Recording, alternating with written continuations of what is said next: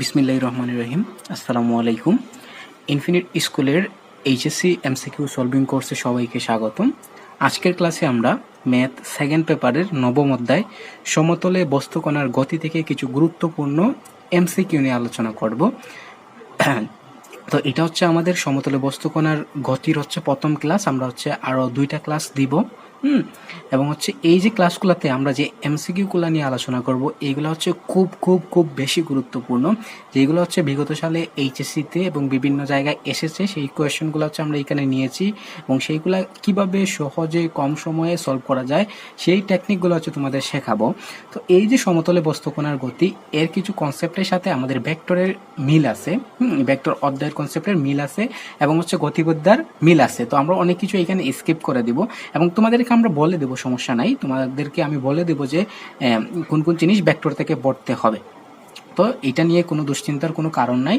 আমি যা যা পড়তে হবে সব কিছু বলে দেব। আর যেহেতু ভেক্টরের অনেক কিছু এখানে আছে এবং এইখানে একটু হায়ার লেভেল থেকে আলোচনা, হায়ার লেভেলের কনসেপ্টগুলো দেয়া আছে, আলোচনা করা আছে। তো আমরা যদি ভেক্টর ভালোভাবে জানি, ভেক্টর ভালোভাবে বুঝি, তাইলে এই অধ্যায়টা আমাদের কাছে সহজ লাগবে। অনেক মনে করে যে এই যে সমতলে বস্তুকণার গতি, এই অধ্যায়টা একটু কঠিন, তার জন্য অনেকে স্কিপ করে। তো মাই ডিয়ার স্টুডেন্ট, এই অধ্যায়টা স্কিপ করার কোনো যুক্তিসঙ্গত কারণ নাই। এই অধ্যায় অনেক সহজ, জাস্ট একটু বুঝে শুনে পড়তে হবে, তাহলে এই অধ্যায়টা আমরা কভার করতে পারবো। তো চলো আর কথা না বাড়াই আমাদের ক্লাসটা শুরু করি। তো সবাইকে বলে দিচ্ছি, এই ক্লাসগুলো তোমরা তোমাদের বন্ধুদের কাছে শেয়ার করে দাও। আমাদের এমসিকিউ সলভিং কোর্সের প্রত্যেকটা ক্লাস সবার জন্য উন্মুক্ত। তোমরা সবাই এই ক্লাসগুলো একটু শেয়ার করে দিও এবং পুরো ক্লাসটা তোমাদের অবশ্যই মনোযোগ দিয়ে দেখতে হবে। মনোযোগ দিয়ে না দেখলে ক্লাসটা না করলে তোমরা অনেক কিছু নিতে পারবা না। তো চলো আমরা ক্লাসটা শুরু করি। আমাদের 1 নম্বর কোয়েশ্চনে দেখো, কোয়েশ্চনটা আমরা আগে পড়ি। একটি কণার উপর 2 meter per second, 3 meter per second ও 5 মিটার পার সেকেন্ড মানের 3টি বেগ এমন 3টি দিকে আরোপ করা হলে যেন কণাটি স্থিতিশীল থাকে। ক্ষুদ্রতম মানের বেগ দুটির মধ্যবর্তী কোণের পরিমাপ কত? আমাদের এখানে বলছে যে এই যে 3টা বেগ, আমরা ধরলাম যে এই দিকে একটা বেগ আছে, এই দিকে একটা বেগ আছে এবং এই যে এখানে ধরো একটা ফুটবল, এই যে ফুটবলটাতে, এই ফুটবলটাতে এই দিকে একটা বেগ দেওয়া হয়েছে, এই দিকে একটা বেগ দেওয়া হয়েছে। আর আমরা যদি ধরো এই দিকে একটা বেগ দেওয়া হয়, এই দিকে একটা বেগ দেওয়া হয়, তারপর আমরা যখন ভেক্টরে পড়ি তখন এই দুইটা বলের কারণে তার লব্ধিটা কোন দিকে হইতো, এই মাঝ বরাবর কোন একটা দিকে হইতো, এটা তার লব্ধি হইতো। ধরো এটা পি, এটা পি ভেক্টর, এটা কিউ ভেক্টর, আর এইদিকে যে লব্ধিটা আমরা পাইতাম সেটা আমাদের আর ভেক্টর। এখন দেখো এখানে কি বলে দিছে যে কোন কণার উপর 3টা বল। এখন আমরা এইদিকে একটা বল প্রয়োগ করলাম, এইদিকে একটা বল প্রয়োগ করলাম, যেদিকে বল যার কথা, যে লব্ধি বেগ যেদিকে, লব্ধিটা যেদিকে হওয়ার কথা সেই দিক বরাবর আমরা 3 নাম্বার বলটা দিলাম। এখন দেখো আমরা যে লব্ধির যে বেগে আমাদের লব্ধি বরাবর যাওয়ার কথা কণাটা, সেই একই বল যদি আমরা একই বেগে যদি এইদিকে আমরা একটা কি করি, একটা বেগ দেই, তাহলে তখন এই কণাটা কি হবে, স্থিতিশীল হবে। তাহলে দেখো এখান থেকে আমরা খুব সহজে বুঝতে পারি, এখানে পিটা একটা ভেক্টর, কিউটা আরেকটা ভেক্টর, আর আরটা লব্ধি। এখন দেখো এই যে লব্ধিটার মান, এই লব্ধিটার মান কত হয়, এখানে আমরা যদি লব্ধিটা নির্ণয় করতে পারি তাহলে কিন্তু আমাদের কাজ অনেকাংশে শেষ হয়ে যাবে। এই 3টার মধ্যে যে 3টা বেগ দেয়া আছে আমাদের কাছে, এই 3টা বেগের মধ্যে কোনটা লব্ধি?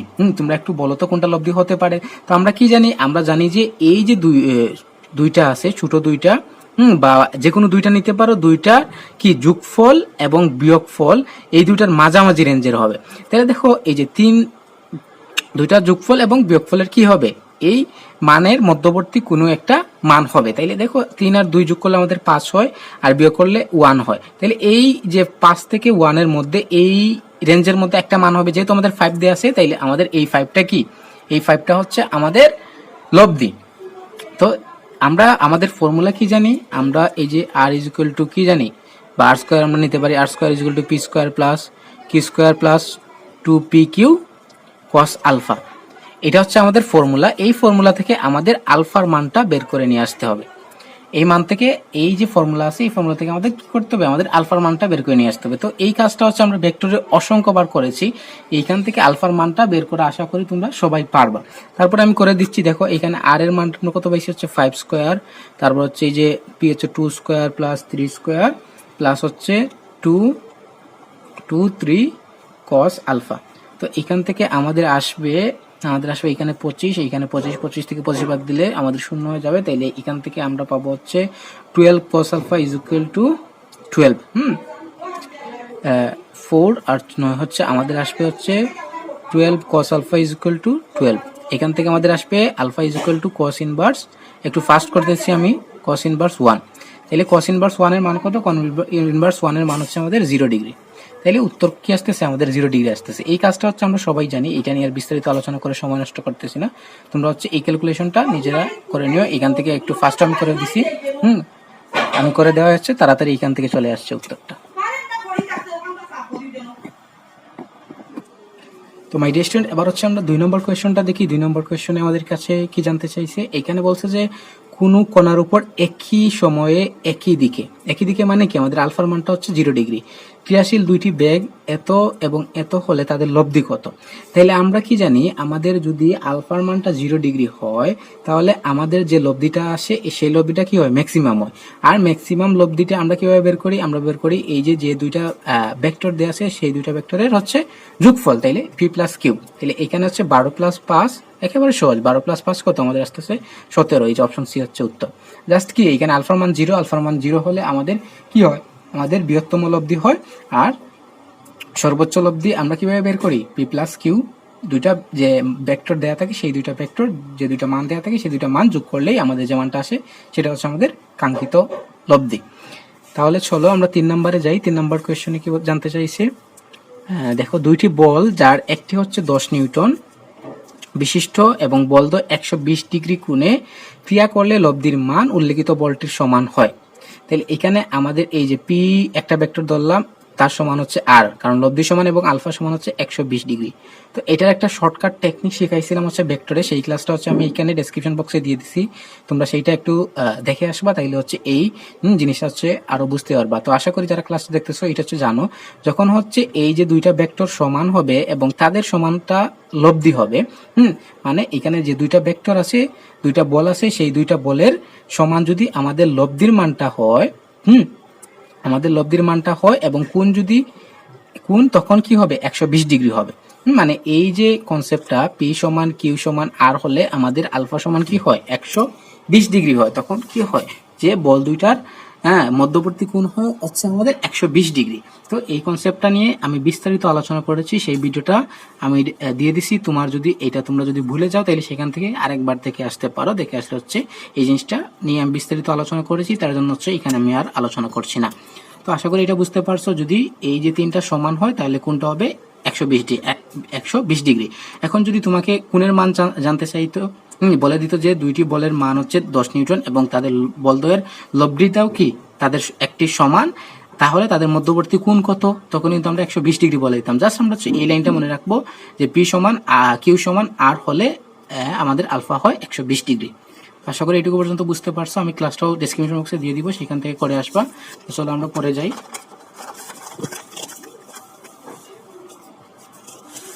আবার খুব ইম্পর্টেন্ট একটা কনসেপ্ট নিয়ে আলোচনা করব, আমাদের নদী পারাপার। তো ভেক্টরে আমরা যেগুলো করে আসছি সেগুলো হচ্ছে এখানে করাবো না, এখানে একটু ভিন্ন ধর্মী কিছু সমস্যা আছে সেগুলো নিয়ে এখানে আলোচনা করব। তো একটা কোয়েশন লেখা আছে, দেখো কোয়েশনটা আগে আমরা পড়ি, তারপর হচ্ছে এইটার কনসেপ্ট নিয়ে বিস্তারিত আলোচনা করব। এখানে বলে দিচ্ছি যে লঞ্চ ও স্রোতের গতিবেগ যথাক্রমে ঘন্টায় হচ্ছে 18 কিলোমিটার ও 6 কিলোমিটার, নদীপথে 48 কিলোমিটার। 48 কিলোমিটার অতিক্রম করে পুনরায় ফিরে আসতে কত সময় লাগবে? তাহলে 48 কিলোমিটার এটা কি? নদীর প্রস্থ, বা নদীর এই যে মধ্যবর্তী দূরত্ব, এটা কি আমাদের ডি হচ্ছে 48 কিলোমিটার।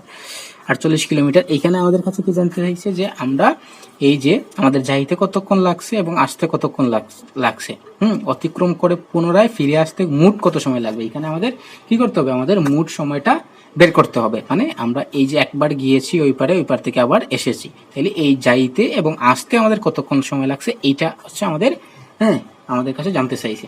তো এখানে এই কনসেপ্টটা নিয়ে একটু আলোচনা করে ফেলি। আলোচনা করলে হচ্ছে তোমরা অনেক কিছু জানতে পারবা, অনেক কিছু এখান থেকে জানার আছে। এইটা 30 স্টার দিয়ে লিখতে পারো। নৌকার বেগ যদি আমাদের পি হয় এবং স্রোতের বেগ যদি কিউ হয়, নৌকার বেগ হচ্ছে পি, স্রোতের বেগ হচ্ছে কিউ, এবং হচ্ছে নদীর প্রস্থ যদি আমাদের কাছে দেয়া থাকে, নদীর প্রস্থ হচ্ছে ডি। ডি হলে আমাদের 1 নাম্বার লিখো, 1 নাম্বার লিখো হচ্ছে তোমার স্রোতের অনুকূলে বেগ। আমাদের কাছে অনেক সময় জানতে চাইবে যে স্রোতের অনুকূলে বেগটা নির্ণয় করো। এই তিনটা ডাটা দেওয়া থাকবে, নৌকার বেগ, স্রোতের বেগ এবং নদীর প্রস্থ দিয়ে আমাদের কাছে জানতে চাইতে পারে যে স্রোতের অনুকূলে বেগটা নির্ণয় করো, স্রোতের অনুকূলে বেগ। হ্যাঁ, তো এই ফর্মুলাটা হচ্ছে আমাদের, আমরা কি করব, পি প্লাস কিউ। তারপর হচ্ছে স্রোতের প্রতিকূলে বেগ আমাদের আসতে পারে, স্রোতের প্রতিকূলে, স্রোতের বিপরীত দিকে বলতে পারে, সমস্যা নাই, প্রতিকূল বিপরীত দিকে যে কোনো একটা বলে দিতে পারে। তখন আমাদের কি হবে, আমাদের হবে পি মাইনাস কিউ।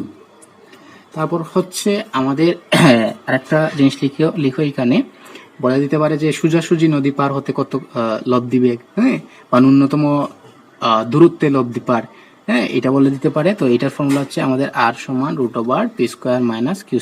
এগুলো হচ্ছে আমরা কি করছি, আমরা হচ্ছে ভেক্টরে পড়ে আসছি, তাও লিখে দিলাম এখানে, এটা লিখে দিই, সমস্যা নাই, যে ন্যূনতম দূরত্বে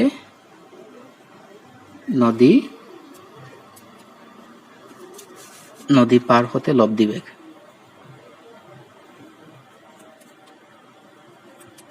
তারপরে লিখো, তারপরে হচ্ছে আমাদের এইখানে মেইন জিনিসটা হচ্ছে আমাদের সময়টা জানতে চাই বেশিরভাগ ক্ষেত্রে, যে স্রোতের অনুকূলে যাইতে কতক্ষণ সময় লাগে, স্রোতের প্রতিকূলে যাইতে কতক্ষণ সময় লাগে।